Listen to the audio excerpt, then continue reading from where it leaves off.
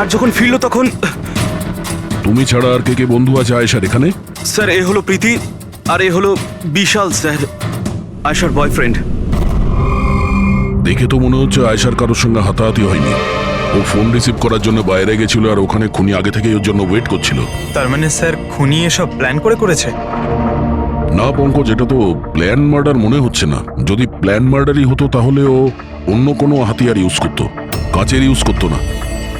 তার মানে হঠাৎ কেউ একজন হয়তো খুব রেগে যায় আয়েশার উপর আর তারপর মেরে দেয়। মনে হচ্ছে তো এরকমই ফ্রেডি। আয়েশার এখানে কারোর সঙ্গে ঝগড়া হয়েছিল? কোনো তর্ক বিতর্ক? হ্যাঁ, এরকম চুপ করে থাকলে কিন্তু কাজ হবে না। এই যে সিসিটিভি ক্যামেরা আছে, দেখলে সবই আমরা জানতে পারবো। সরি স্যার, সিসিটিভি ক্যামেরা কাজ করছে না। হোয়াট? সিসিটিভি কাজ করছে না? এত গাফিলতি? স্যার ওই কাল শেষের গানটার কারণে ধোয়ার জন্য হয়তো কোনো টেকনিক্যাল ফল্ট দেখা গেছে। আমি তাড়াতাড়ি ঠিক করব। তুমি তো তখন ঠিক করাবে যখন তোমার ক্লাব আবার খুলবে। কেস সলভ না হওয়া পর্যন্ত তোমাদের ক্লাব বন্ধ। স্যার আমার মনে হচ্ছে এই খুন সৌরভ করেছে। বড় লোকের বিগড়ে যাওয়া ছেলে। Hey, can I get you a drink? I mean, কি খাবেন আপনি? কেন? তুমি ওয়েটার? By the way, আমি সৌরভ। আর আপনি? দেখো, যদি তুমি এই পৃথিবীর একটাই ছেলে হতে তবুও আমি তোমাকে ইন্টারেস্ট দেখাতাম না। তাই এই নামটাম জিজ্ঞেস করে টাইম ওয়েস্ট করো না।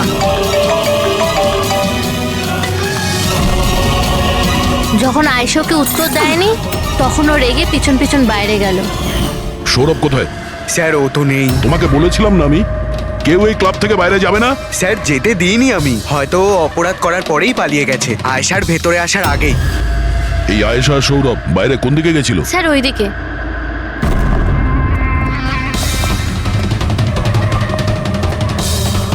স্যার, রক্তের দাগ। তাহলে এখান থেকে আয়েশা ভেতরে গেছিল। আগে দেখি। স্যার দেখুন, এখানেও রক্তের দাগ। পঙ্কজ, ও নো, এত রক্ত! আর এই কাঁচের টুকরো, মনে হচ্ছে আয়েশার উপর হামলা এখানেই হয়েছে। স্যার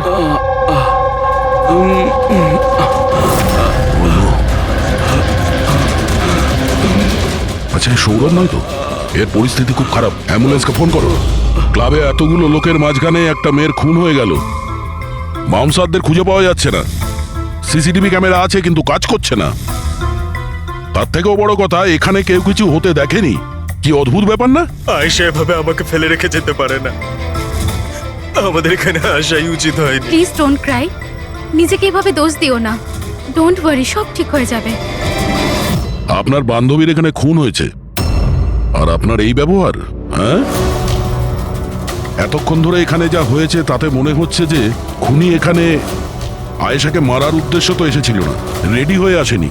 এখানেই ক্লাবে এমন কিছু হয়েছে যার জন্য ও রেগে গিয়েছিল, আর তাই ও আয়েশাকে খুন করে দিয়েছে। আর তার সাথে সৌরভের ওপরও হামলা করেছে। আমার মনে হচ্ছে যে ওই খুনি আপনাদের মধ্যে কেউ একজন। ফ্রেডি, পঙ্কজ, এখানে যত লোক আছে তাদের সবার ডিটেলস নাও। মাফ করবেন রাইমা, আমি নিজের দিক থেকে অনেক চেষ্টা করেছি, কিন্তু এখন এর থেকে বেশি সাহায্য আর করতে পারবো না। ইটস ওকে ডক্টর, আপনার যা করার ছিল আপনি সবকিছু করেছেন, আর আমরা এর বেশি আর কি করতে পারি?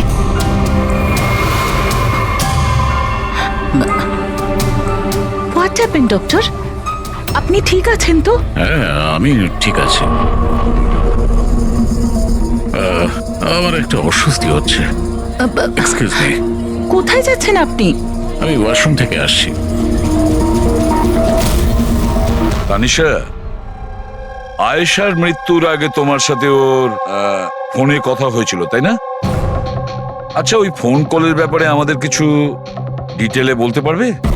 স্যার, ডিস্কোতে খুব জোরে মিউজিক বাজছিল বলে আমি বেশি কিছু শুনতে পাইনি। হ্যাঁ, কিন্তু আমি ওকে এটা বলতে শুনেছিলাম, কি হয়েছে বলো না, কি হয়েছে? তোমার কি খুব কষ্ট হচ্ছে? ডাক্তারের কাছে নিয়ে যাব? এটা তুমি কি করছো? মানে আয়েশা এইসব কথা ওই খুনির সঙ্গে বলছিল? স্যার, এর থেকেও বেশি অবাক হওয়ার বিষয় এটাই যে আয়েশার খুনি ওকে বলছিল এখান থেকে পালিয়ে যেতে।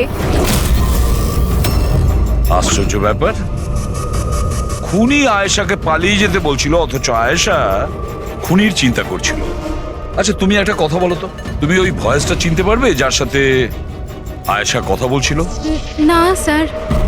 স্যার কিন্তু খুনি যখন আয়েশার ব্যাপারে এত চিন্তা করছে তাহলে ওকে মারলই বা কেন? সেটাই তো, খুনি ভিকটিমের চিন্তা করছিল আর ভিকটিম খুনির চিন্তা করছিল।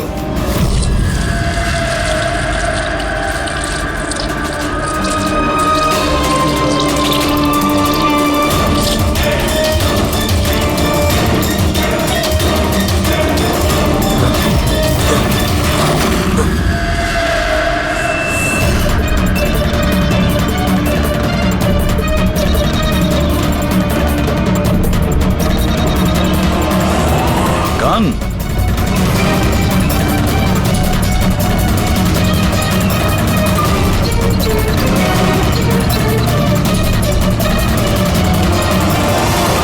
স্যার,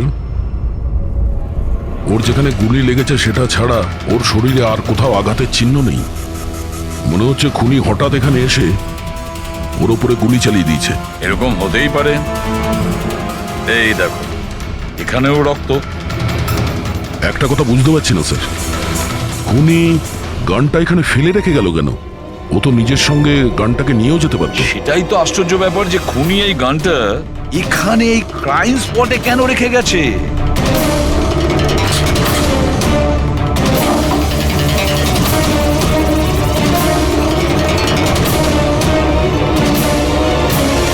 স্যার এই দেখুন, নিচে এখানে এই টেপটা আটকানো ছিল। ওয়াশ বেসিনের নিচে টেপ? মনে হচ্ছে এখানে টেপ দিয়ে কিছু আটকে ছিল যেটা এখন এখানে নেই। হতে পারে এই কেসের সঙ্গে রিলেটেড কিছু। নিশ্চয়ই দেখতে হবে। রায়মাদেবী, ডক্টর যশবন্ত আপনার ডক্টর ছিলেন তো? আপনারা এখানে এই টেবিলেই বসেছিলেন? হ্যাঁ, আসলে উনি আমার অসুখের কথা বলতেই আমার সাথে দেখা করতে এখানে এসেছিলেন। খুব ভালো মানুষ ছিলেন উনি। আজ যখন আপনি ওর সঙ্গে কথা বলছিলেন আপনার কি মনে হয়েছিল যে কোনো ব্যাপার নিয়ে ও একটু ডিস্টার্ব ছিল? ডিস্টার্ব তো নয়, কিন্তু হ্যাঁ, হঠাৎ করে ওনার শরীর খারাপ হয়ে গিয়েছিল আর উনি এক্সকিউজ মি বলে ওয়াশরুমে চলে গিয়েছিলেন। আমি তো ভাবতেই পারিনি যে এরকম একটা ঘটনা ঘটবে। স্যার, হ্যাঁ, এ হলো এই কফি শপটার ম্যানেজার। এখানকারও সিসিটিভি ক্যামেরাগুলো কাজ করছে না। স্যার 2 ঘন্টা আগেও তো কাজ করছিল, কিন্তু হঠাৎ করে টেকনিক্যাল প্রবলেম হয়ে যায়, সেই জন্য ইঞ্জিনিয়ারকে ডেকেছি আমরা।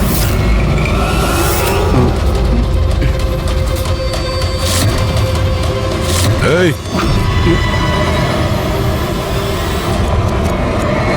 একটু দাঁড়াও, এখানে এসো। হ্যালো স্যার, কেমন আছেন? আমার অবস্থা ছাড়ো, নিজেরটা বলো। তোমরা দুজনে এখানে কি করছো? এমনি ঘুরতে এসেছিলাম। কফি শপে ঘুরতে এসেছিলে? কাল রাত্রে তোমার বান্ধবীর খুন হয়ে গেছে। তোমার দ্বিতীয় বন্ধুর কেঁদে কেঁদে অবস্থা খারাপ, আর তোমরা দুজনে এখানে এই কফি শপে আড্ডা মারতে এসছো? এখানেও একটা খুন হয়েছে। বিষয়টা কাকতালীয়, তাই না?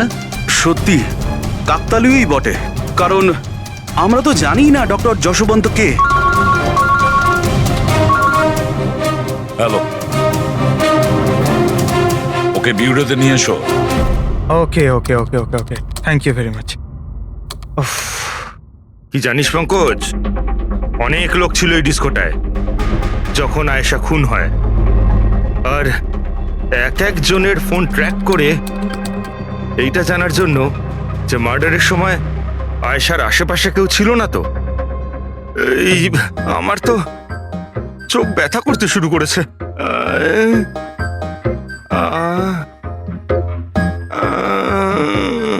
আরে স্যালাডগুলো চোখে লাগানো বন্ধ করুন ফ্রেডি স্যার। আরো কত লোকের নাম্বার ট্রাই করতে হবে, কাজ করুন। ভগবান। সৌরভ, এখন তোমার শরীর কেমন? শরীরের আঘাত না হয় আজ নয় কাল ঠিক হয়েই যাবে স্যার, কিন্তু যা আমি ওই দিন দেখলাম সেটা হয়তো সারা জীবন কোনোদিনও ভুলতে পারবো না আমি। না আমি ওই পাবে যেতাম, আর না আমি আয়েশার চিৎকার শুনতে পেতাম। কিন্তু আয়েশার পিছন পিছন তো তুমি গিয়েছিলে, ও তোমার সঙ্গে ভালো করে কথা বলেনি সেই জন্য। এই কথাটা সত্যি স্যার যে আমি আয়েশার পেছনে গিয়েছিলাম, কিন্তু আমি যখন ওকে ড্রিঙ্ক অফার করলাম ও বারণ করে দিল স্যার। ইনফ্যাক্ট ও আমার ইনসাল্টও করলো স্যার। তাই আমার খুব খারাপ লেগেছিল স্যার, আর তাই আমি ওর পিছু নিয়েছিলাম। ও মাই গড, কে করলো এইসব কিছু?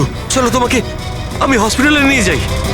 হেই হেই দাঁড়াও, আরে দাঁড়াও। আর তারপরে? স্যার আমার এখনো মনে আছে যখন আমি ওর রিস্টটা ধরেছিলাম স্যার, সেটা একেবারে নর্মাল ছিল না। ওটা নর্মাল মানুষদের রিস্ট ছিলই না। আমার খুব অদ্ভুত ফিল হয়েছিল স্যার।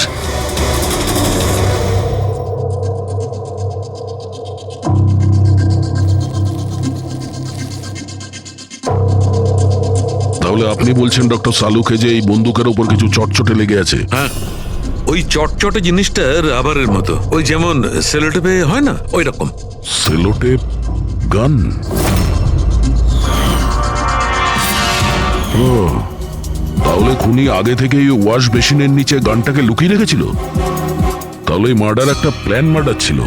হ্যাঁ, কিন্তু এই বন্দুকটা যেটা দিয়ে ভিকটিমকে খুন করা হয়েছে আর এই কাঁচ যেটা দিয়ে আয়েশাকে খুন করা হয়েছে, এই দুটোতেই কোনো ফিঙ্গারপ্রিন্টস পাওয়া যায়নি।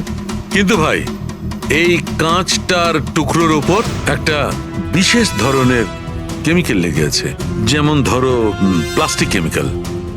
এখন কেন লাগানো ছিল, কি লাগানো ছিল সেটা জানতে হবে, কিন্তু এই দুটো কেমিক্যালই এই বন্দুকটাতেও লেগে আছে, দুটোতেই। ডক্টর সালুকে, আপনি তো বলছিলেন এই গানের মধ্যে ওই সেলোটেপের গাম লেগেছিল। সেটা তো ছিলই, তাছাড়া কেমিক্যালও আছে। ওটা ছাড়া এই কেমিক্যালও আছে? তার মানে এই দুটো মার্ডার, এদের দুটোর মধ্যে কোনো কানেকশন আছে? আর জুবিন আর প্রীতির ওই ক্রাইম সিনে থাকা কোনো কাকতালীয় ছিল না? একদম, তুমি একদম ঠিক বলছো। দা, তোমার কথা আরো একটা জিনিস প্রমাণ করছে। এই দুটো লাশের উপরই আমি তেলের মতো ফেরোমন পেয়েছি। ফেরোমনস মানে ওই কেমিক্যাল যার থেকে গন্ধ আসে? হ্যাঁ, এই দুটো ভিকটিমেরই এদের দুজনের লাশের মধ্যে একই রকম গন্ধ। একটা ব্যাপার পরিষ্কার, হয়তো দুজনে একই রকম পারফিউম লাগাতো, বা দুজনের খুন একজনই করেছে। জেনারেলি একজন মহিলা লেডিস পারফিউম লাগায়, আর একজন পুরুষ জেন্টস পারফিউম। কিন্তু এই দুজনেই একই রকমের পারফিউম লাগিয়েছে, চান্সটা একটু কম। তার মানে এই দুজনের খুনি একজনই। আয়েশার মৃত্যুর ব্যাপারে দুটো কথা জানা গেছে। এক, ওর বন্ধু তানিশা বলেছে, আর দ্বিতীয়টা সৌরভ বলেছে। তানিশার কথা অনুযায়ী যে খুনি আয়েশাকে ওই পাপ থেকে পালিয়ে যেতে বলেছিল। পৃথিবীতে এমন কোন খুনি আছে সে যাকে খুন করতে গেছে তাকেই সে বলছে যে তুমি এখান থেকে পালিয়ে যাও? তাহলে খুন করতে গিয়েছিল কেন? না না না না না না, গোলমাল আছে, নিশ্চয়ই কোনো গোলমাল আছে। আর স্যার, ওই দ্বিতীয় কথা কোনটা? আর একটা কথা সৌরভ বলেছে। সৌরভ বলেছে যে খুনির কবজি কেমন যেন অদ্ভুত ছিল, সাধারণ মানুষের মতন ছিল না ওর কবজি। হয়তো কবজিতে রিস্ট ওয়াচ কিংবা ব্রেসলেট ছিল। হেড্রিক, বুদ্ধিটাকে একটু কাজে লাগাও, বুঝেছো? স্যার, হ্যাঁ?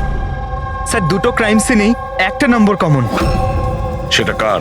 আয়েশার বয়ফ্রেন্ড বিশালের স্যার। বিশাল? বিশাল?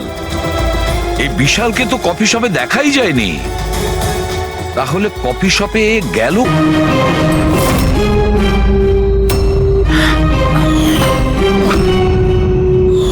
রায়মা দেবী, আপনি আর এখানে?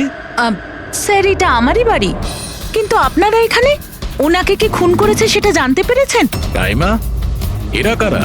CID officers. আপনারা প্লিজ ভেতরে আসুন। Please come. সিআইডি আর স্যার, ইনি আমার হাজবেন্ড, আর এ আমার ছোট ছেলে সন্দীপ। আর বড় ছেলে বিশাল, সে কোথায়? কিন্তু কি হয়েছে স্যার? দেখুন, আসলে ব্যাপারটা হলো ডক্টর যশবন্ত আর আয়েশার খুনে আমাদের মনে হয় হয়তো বিশালের কোনো হাত আছে। এ আপনি কি বলছেন?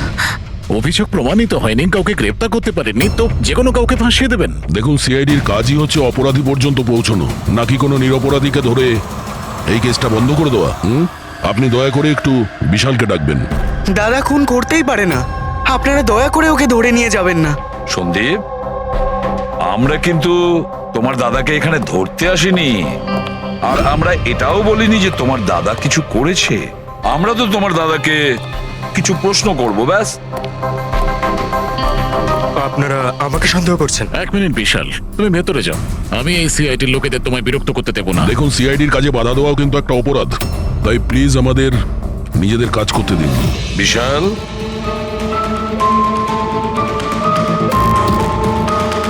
ডক্টর যশবন্ত খুন হয়েছেন ওই ক্যাফেতে, আর তুমি সেই মুহূর্তে ওই ক্যাফেতে ছিলে। কেন, কিসের জন্য গিয়েছিলে ওখানে তুমি? স্যার, আমি তো ওখানে জুবাইন আর প্রীতির সাথে দেখা করতে গেছিলাম। আমি জানতাম না যে আঙ্কেল ওখানে হঠাৎ মায়ের সাথে দেখা করতে আসবেন। আয়েশার সাথে তোমার ঝগড়া চলছিল না? আমি ভীষণ কষ্ট পেয়েছি স্যার ও মারা যাওয়ার পর। আমি জানি না ওকে ছাড়া আমার বাকি জীবন কিভাবে কাটাবো। আমি কিছুদিন একা থাকতে চাই। ঠিক আছে, তুমি গিয়ে রেস্ট নাও। এরপরে কিন্তু দেরি করা যাবে না। আরে, আপনারা আবার এখানেও? মাঝে মাঝে নিজের বাড়িতে যান নাকি? সবসময় বিশালের আশেপাশে ঘোরাফেরা করছেন? না স্যার, এমন কোনো কথা নয়। অ্যাকচুয়ালি ও খুব হতাশ হয়ে থাকে, ভাবলাম ওর সাথে থাকলে ভালো হয়। খুব গভীর বন্ধুত্ব, হ্যাঁ? জুবিন, প্রীতি, বিশাল, কড়া নজর রাখতে হবে এই তিনজনের ওপর।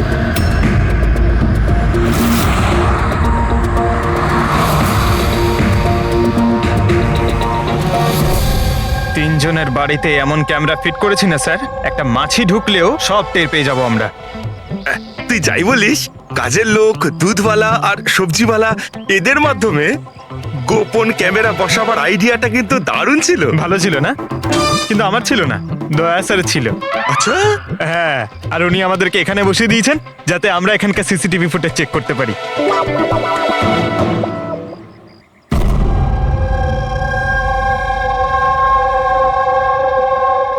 আরে বস, বস একটা বড় সূত্র হাতে এসেছে যেটা এই কেসটার সলভ করতে সাহায্য করবে। সেটা কখন বলবে?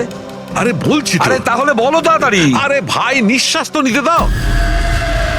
তোমার মনে আছে ওই যে ভাঙা কাঁচের টুকরোটায় আমি প্লাস্টিক কেমিক্যাল পেয়েছিলাম? হ্যাঁ ডক্টর সালুকে, কি ওই কেমিক্যালটা? ওটা হচ্ছে গ্রাফিন, যেটা নকল চামড়া, আর্টিফিশিয়াল স্কিন বানানোর কাজে লাগে। Artificial skin, aesthetic skin, aesthetic skin, aesthetic. Daya, মনে আছে সৌরভ কি বলেছিল? যে খুনির হাতের ওপর ও অদ্ভুত কিছু দেখেছিল। Aesthetic skin, aesthetic arm. তাহলে কি এই খুন কোনো রোবটের মাধ্যমে হয়েছে? মানে খুনির ওইভাবে সাহায্য চাওয়া এটা তো নয় যে এই খুনটা আনইনটেনশনালি হয়েছে, না চাইতে? না দয়া, অনিচ্ছাকৃত খুন এইভাবে হতে পারে না। আর রইল কথা রোবোটিক আর্মের। এই রোবোটিক আর্ম তো কারোর কথা মতোই চলতে পারে, তাই না? আচ্ছা সালুখে, এমন কোন লোক আছে যে এই রোবোটিক আর্ম বলো, অস্থেটিক আর্ম বলো বা রোবোটিক আর্ম বলো, এই সব কিছুর ব্যাপারে খুব ভালো রকম দখল আছে? হ্যাঁ আছে তো, ডক্টর জাসমিন। তাহলে দেখা করা যাক ওই ডক্টরের সঙ্গে।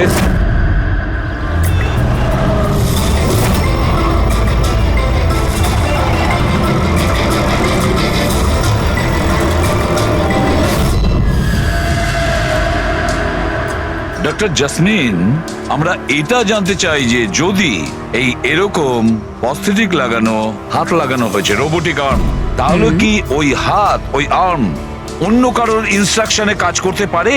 মানে নকল হাত লাগানো হয়েছে একে, কিন্তু এই হাত দিয়ে কি কাজ করাতে হবে তার কন্ট্রোল এর কাছে নেই, বিয়ের কাছে আছে, তাই তো? কারণ আমাদের সন্দেহ হচ্ছে যে খুন নিজের ইচ্ছায় করছে না, কেউ ওকে দিয়ে করাচ্ছে। স্যার, এটা শুনে যতটা কঠিন মনে হচ্ছে আসলে ততটা কঠিন নয়। হ্যালো, দামিনীকে একটু ভেতরে পাঠাও। হ্যাঁ, সেই রুগীটাই যার কাল টেস্ট হয়েছিল।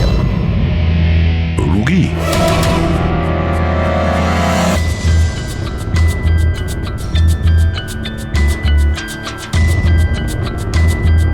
স্যার, দামিনীর ডান হাতটা ফ্যাক্টরিতে কাজ করার সময় মেশিনে কাটা পড়েছিল। হ্যাঁ স্যার, মেশিনে আমার হাত ঢুকে গিয়েছিল। তাই জন্য ওকে নকল হাত লাগিয়েছি, যার কন্ট্রোল মানুষের ব্রেনের দ্বারা হয়। একটা নকল হাত মানুষের মাথা দিয়ে কাজ করছে কি করে? স্যার, সায়েন্স খুব উন্নতি করেছে। আসলে এই ধরনের নকল হাত সায়েন্সের একটা খুব বড় আবিষ্কার। এটাতে এক ধরনের চিপ আছে, মানে সফটওয়্যার, যেটা ব্রেনের দ্বারা কন্ট্রোল করা হচ্ছে। মানে মানুষের ওঠা বসা যেমন ভাবে আসল হাত পা নাড়ানো যায়, সেইভাবেই এই নকল হাত পা নাড়ানো হয়, যেটা ব্রেন কন্ট্রোল করে। গ্রেট! বিজ্ঞান সত্যি অনেকটা এগিয়ে গেছে। সত্যি রোবোটিক আর্ম।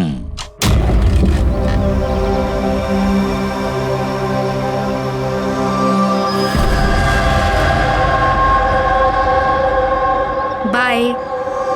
ওরা ওখানে হাত করছে আর আমরা এখানে গাড়িতে বসে আছি।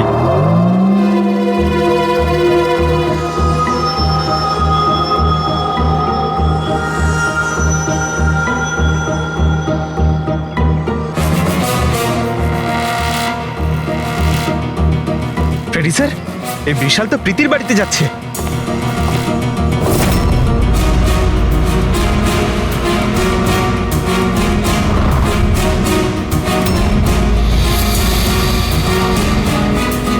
বিশাল, তুমি টেনশন করো না, কেউ কিচ্ছু জানতে পারবে না। আমরা কোনো না কোনো উপায় ঠিক বের করব, ওকে? এ নাও, কফি খাও।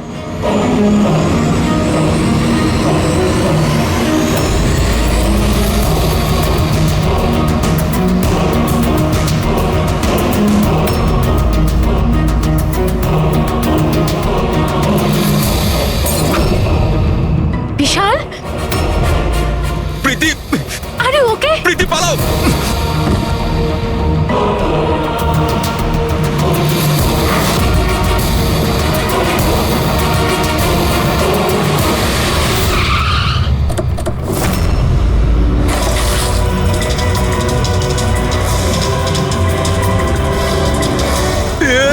বিশাল, না! বিশাল, ছাড়ো!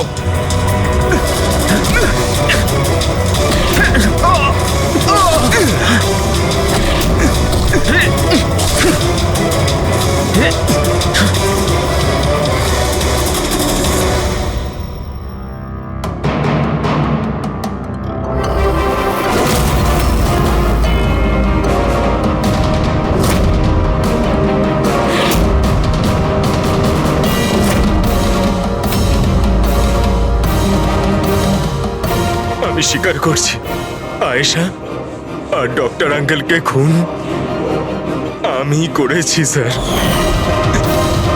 তুমি এখানে কি করছো? কি হলো? কি হচ্ছে এটা? আমি বুঝতে পারছি না কি হচ্ছে আমার হাতে। কিছু প্রবলেম? কি হচ্ছে বলছো না কেন কিছু? ডাক্তারের কাছে নিয়ে যাব? এটা কি করছো? এটা কি করছো? আয়েশা, পালাও এখান থেকে, পালাও! আমি বলছি তোমাকে, পালাও আয়েশা!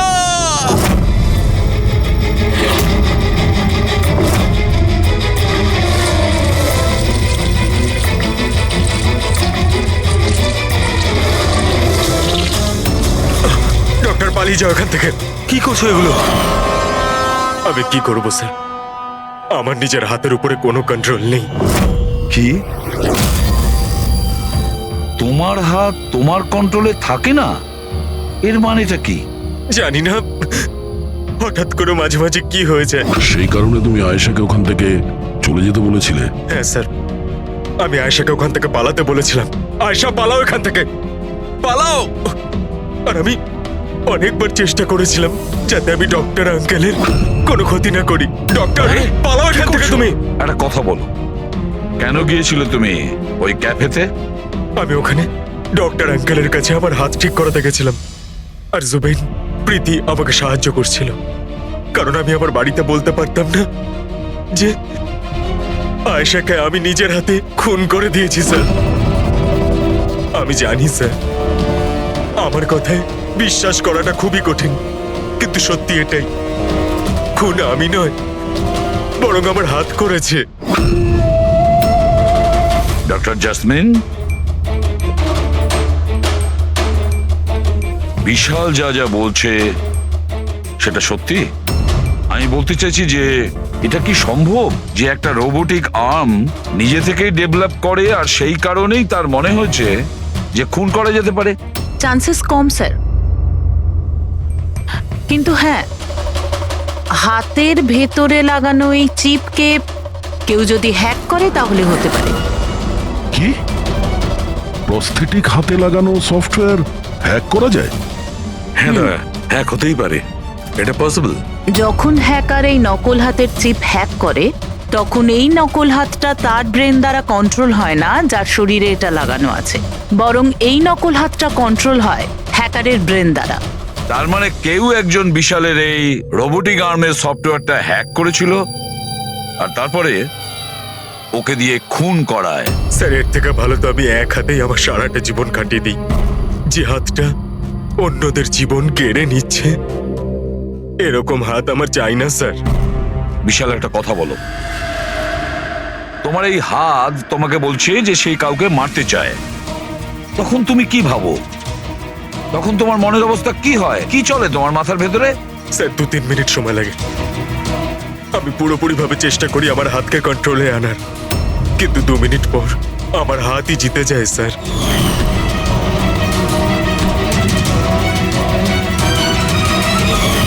চিন্তা করো না, এবার আমরা তোমার এই রোবোটিক আর্মের ভেতরে একটা ট্রান্সমিটার ফিট করব, আর যার থেকে আমরা জানতে পারবো যে ও কাউকে মারতে চায় বা হয়তো কারোর থেকে ইনফরমেশন পাচ্ছে যে তুমি গিয়ে খুন করো, সেটাও আমরা জানতে পারবো।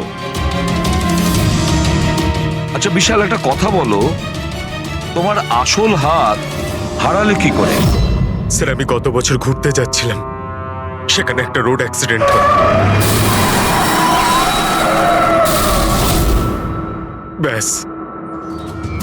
জীবনে আমাদের অনেকবার পরীক্ষা দিতে হয়। স্যার, আমার পরীক্ষা তো শেষ হওয়ার নামই নিচ্ছে না। যখন নকল হাত নিয়ে সারাটা জীবন কাটাবো ভেবে নিলাম, তখন এই হাতটাই আমার জীবন শেষ করে দিচ্ছে স্যার। বিশাল, আমরা তোমাকে কথা দিচ্ছি, না তো তোমার একটা হাত দিয়ে জীবন কাটাতে হবে, আর না তো ওই আসল অপরাধী স্বাধীনভাবে ঘুরতে পারবে।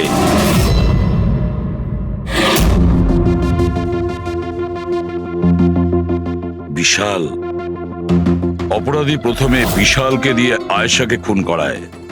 আয়েশা, যাকে বিশাল খুব ভালোবাসতো, এরপরে খুন করায় ডক্টর যশবন্তকে, যে বিশালকে সাহায্য করত।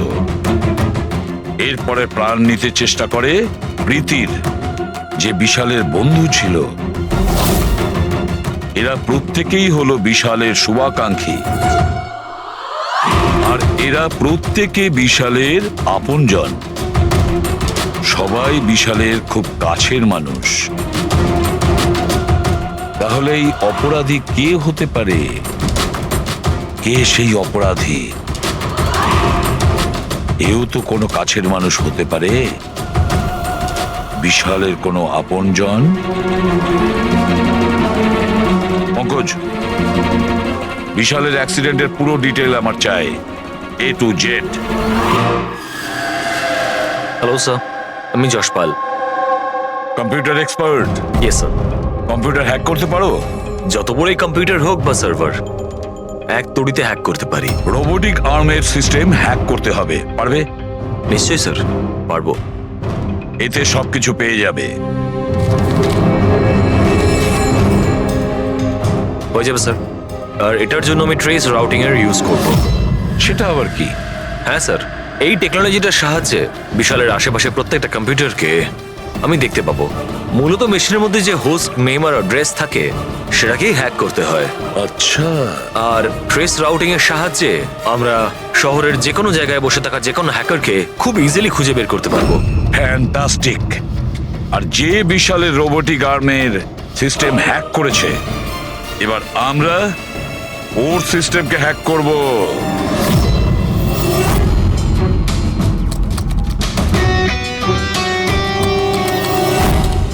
এই দেখুন স্যার, এই সময় বিশালের আশেপাশে এই সবকটা কম্পিউটার অ্যাক্টিভ রয়েছে, আর এর মধ্যে হয়তো কোনো একটাই ওই হ্যাকারের।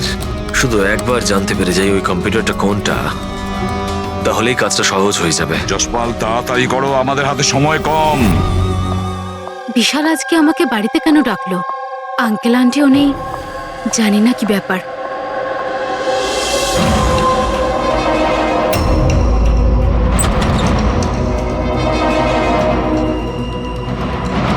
বিশাল, বিশাল, প্রীতি, তুমি জানো যে আমি তোমাকে মারার চেষ্টা করেছি, তবুও তুমি আমার কাছেই এলে। বিশাল, তুমি তো আমাকে ফোন করে এখানে ডাকলে। আমি? হ্যাঁ। আমি কখন ডেকেছি? তুমি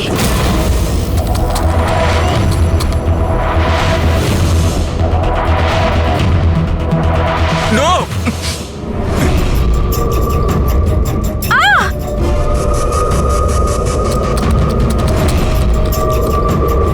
পালাও প্রীতি! বিশাল, প্লিজ বিশাল, পালাও please! এখান থেকে! Vishal please, Vishal, Vishal please.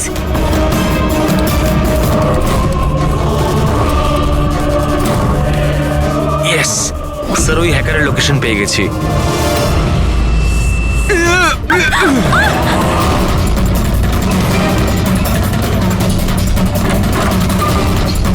Sir, আপনি এখানে কি করছেন? বিশাল প্লিজ।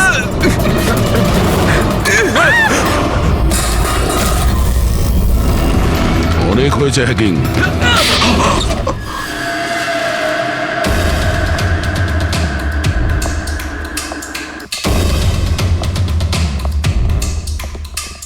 আবার এসে গেলেন আপনারা। এবার এটা তো না বলবেন না যে ওকে আপনারা ধরতে এসেছেন। আগে না, আমরা বিশালকে ধরতে আসিনি, খুনিকে ধরতে এসেছি, যে এই মুহূর্তে এখানে উপস্থিত। খুনি এখানে? কি বলছেন আপনি? আপনি আপনার মিথ্যে অভিযোগ কার ওপর লাগাবেন? মনন বাবু, গত বছর একটা গাড়ির অ্যাক্সিডেন্ট হয়েছিল খান্ডালাতে।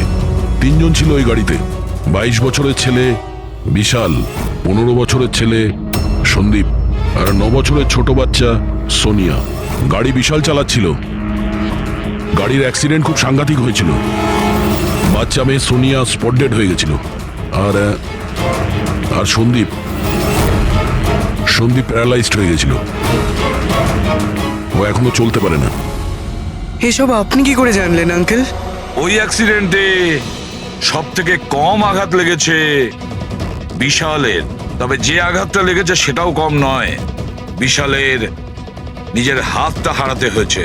আর তাছাড়া বিশাল আপনার সৎ ছেলে, তাই না? স্যার, বিশাল আমার কাছে নিজের সন্তানের মতোই। আমি আপনাকে রিকোয়েস্ট করছি, আপনি বিশালকে আমার সৎ ছেলে বলবেন না। আই এম সরি মদন বাবু, যদি সব বাবা আপনার মতন ভাবতো তাহলে তো ভালোই হতো। যদি রায়মা দেবী এভাবে ভাবতেন। কি রায়মা দেবী? আচ্ছা, আপনার মনে অনেক রাগ জমে আছে, তাই না বিশালের জন্য? কারণ বিশালের জন্য আপনি আপনার নিজের মেয়েকে হারিয়েছেন, আর আপনার নিজের ছেলে সারা জীবন চলাফেরা করতে পারবে না। আপনি কি বলতে চাইছেন? আমরা কি বলতে চাইছি ওটা এক্ষুনি জেনে যাবেন। পঙ্কজ,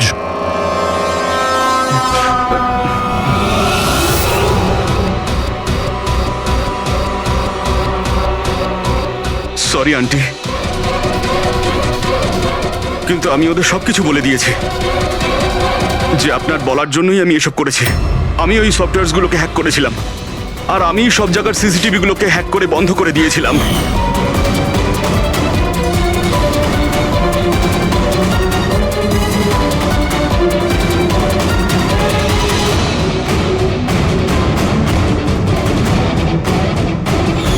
বিশালের থেকে প্রতিশোধ নেওয়ার জন্য আমি ওর গার্লফ্রেন্ডকে মেরেছিলাম। তারপরে ওই ডক্টরকে, যে বিশালকে হেল্প করতো, তারপর প্রীতির উপরে আক্রমণ। এসব করার জন্য আন্টি আমাকে অনেকগুলো টাকা দিয়েছিলেন।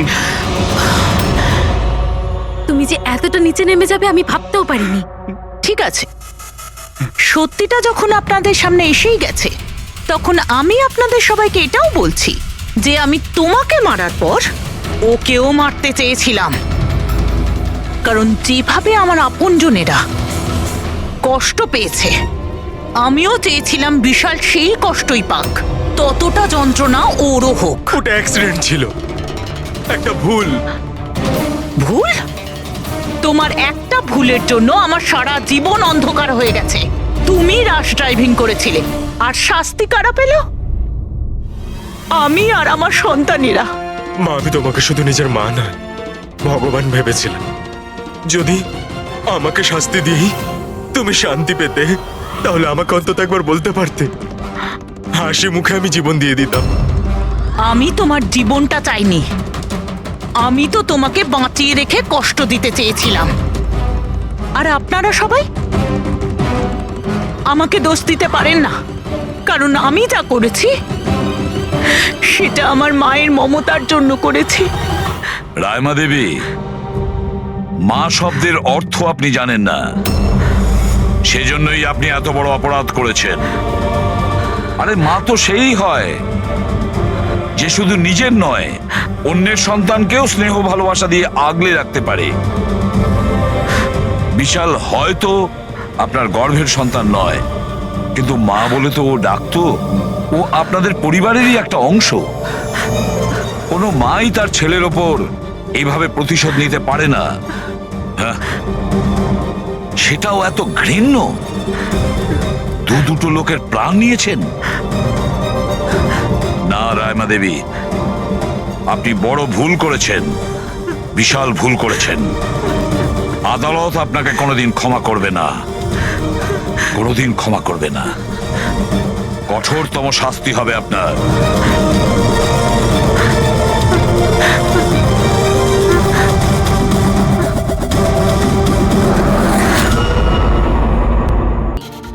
যে আপনার জাদু আসল নাকি নকল?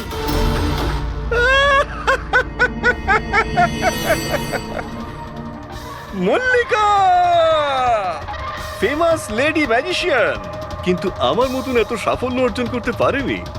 তাই এই সব ফালতু কাজ শুরু করে দিয়েছো তুমি। ঈর্ষায় পড়ে কত টাকা দিয়েছো ওকে আমার এই শো বন্ধ করার জন্য? যদি তোমার জাদু সত্যিই আসল হয় তাহলে ভয় কিসের? আমাদের প্রত্যেকের এখানে উত্তর চাই।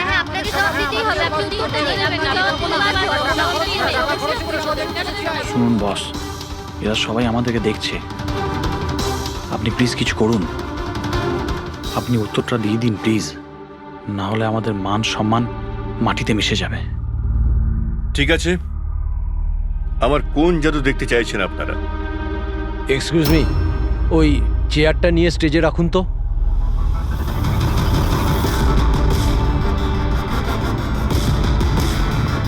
হ্যাঁ তো মিস্টার জাদুকর, এই 5 মিনিট আগে একটা চেয়ার আপনি হাওয়ায় তুলেছিলেন।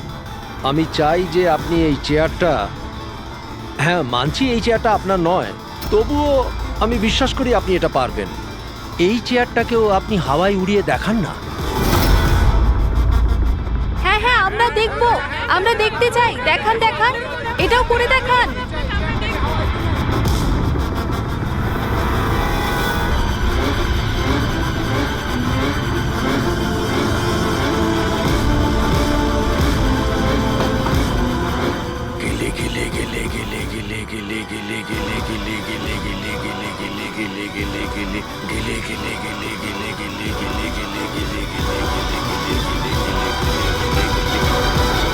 আরে আপনি কি আদৌ করতে পারবেন নাকি পারবেন না?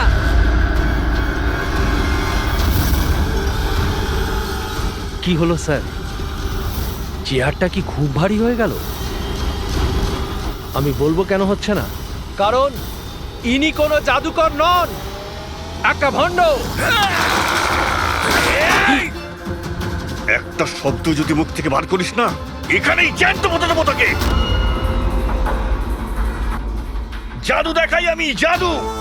আর আমার জাদু ওইখানের সঙ্গে যুক্ত, ওই উপরের সঙ্গে, ওই আকাশের সঙ্গে। এখন এই লোকটার নেগেটিভ এনার্জির জন্য আমার আত্মার তপস্যা ভঙ্গ হয়ে গেছে। আজকে আমি আপনাদের কাউকেই আর কোনো জাদু দেখাতে পারবো না। The show is dismissed. The show is dismissed.